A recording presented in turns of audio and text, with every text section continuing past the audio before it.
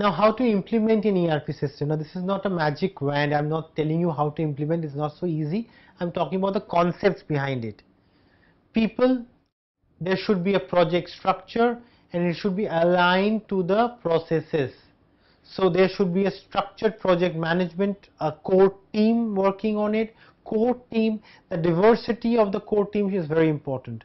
Like you have various modules of inventory, sales, finance, you should have key users from this department, people who will later on use it, people who have the authority to influence the people who will use it. They should be members of the core team.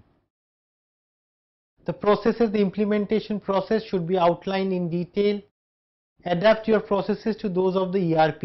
It is very important for that team, which is made up of people from the organization and people who are working as consultants, for that cross-functional team to be very clear as to how the business is, what are their basic philosophies, what are their problems today, where they want to go. Now, let's come to the process part of it. So, definition and analysis.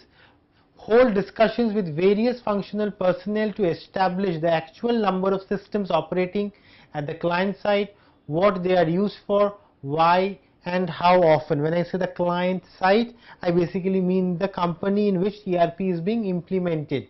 So as a consultant, this core team should be discussing various matters related to sales, logistics, etc. and what are they used for, why, how often. Produce the project scoping document outlining current situation, proposed solution and budgeted timelines. Challenge, requisite expertise. No two implementations are the same.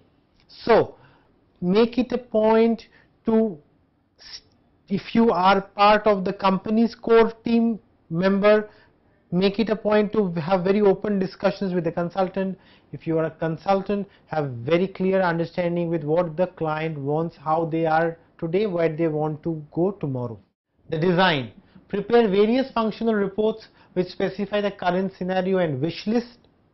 Prepare design documents which specifies how the system is going to work. Prepare test scripts to be followed on system testing. Map out the interface paths to various modules. Now, what are the key challenges in this? Information sharing, availability of staff. So there are many times when we have seen some problems like this core team, people who are part of that organization, they are not the best people, they are not the people who know the business that well. That's a major problem. How to build the process. Configure system as per setup document specification. Test system. Technical environment is a challenge, system functionality. So you have people in the organization who are working on a legacy system, on a non-ERP system.